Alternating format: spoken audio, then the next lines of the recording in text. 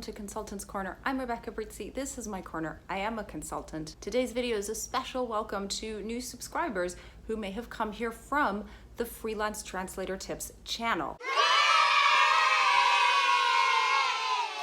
Thank you for coming to check out this channel and thank you for subscribing. Freelance Translator Tips is my brother, and as you may have surmised, his channel is all about tips for freelance translators. And he recently did a video mentioning my channel, so thank you to the traffic that brought over. And it has inspired today's video, which is about email communication, a subject that has come up in talking to my brother. And not only, there are lots of businesses that do business primarily through email and online profiles. If that's how you get your jobs, then having that good communication and that consistency across email and online profiles is essential, and it's going to make the difference not just between getting clients or not getting clients, but getting that repeat business, getting the clients and the projects that you want. Overall, I want you to approach your go-to market as something that is beyond just the transaction. Be a service provider. But 3 top tips on how to make the most of email communication, how to stand out, and the most important tip is the 3rd. So yes, you either have to skip ahead or watch through the rest of this to get there. But all the tips are important.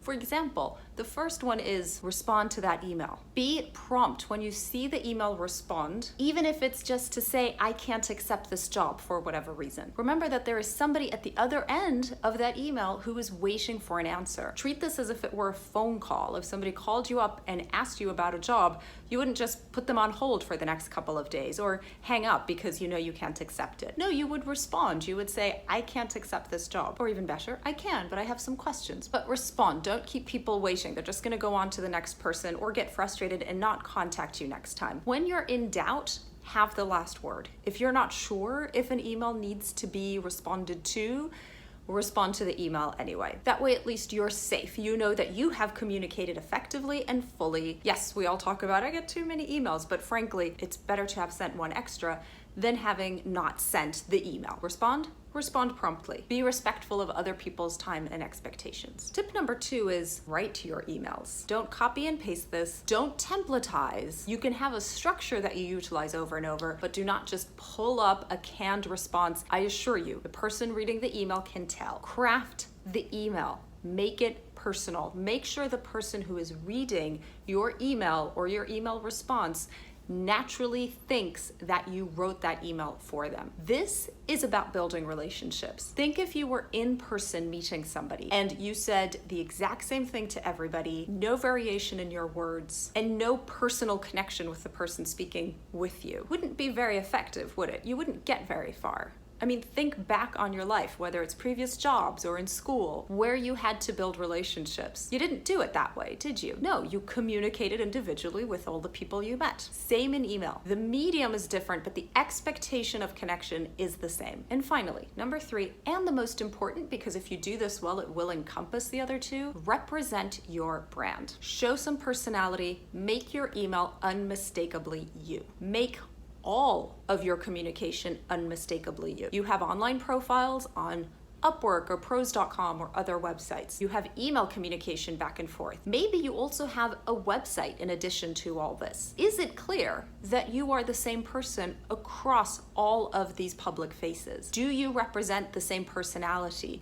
Do you show the same type of identity? Are you creating a consistent image so that people get to know who you are, get to know what they can expect in working with you, and so that you are memorable? Here's the trick I use to get my clients to focus on this. What do you want people to say about you when you are not in the room, be it a real room or a virtual one? How do you want people to know you? What impression do you want them to have of you? And if they're going to talk about you, what is it that you want them to say? You have control over that in how you present yourself and in how well defined your business identity is. Spend some time on that. Decide exactly how you want to be known. What are the traits that you want people to know about you? Craft a personality, craft a brand. The lesson here is that even as a freelancer, and even as a freelancer who sells exclusively online, you are still building a business, and you still have to give attention to things that businesses have to give attention to, like a brand, like good messaging, like good communication, like customer experience. If your relationships are with agencies instead of direct clients, those agencies are your clients. They may not be the ones paying you, but they're the ones that you're pitching. Build a relationship with them, and wherever possible, as I said at the beginning, try to go beyond the transactional. Be a resource for your agencies. Create a partnership. Let them know who you are. Become comfortable picking up the phone and speaking with one another. How do you do that? How do you create consistency in the way you present yourself across different platforms and across different media of communication? Let us know. Use the comments section underneath the video to share your tips and your experience and what works for you. My book, Phrases for Business Success, is a collection of 30+ phrases to be used as an analysis of your own business, freelance or otherwise. Every single phrase comes with an exercise. It's actually quite a bit of work. It's things like, what do you want people to say about you when you're not in the room? Thanks, and I will see you at the next video. Bye now.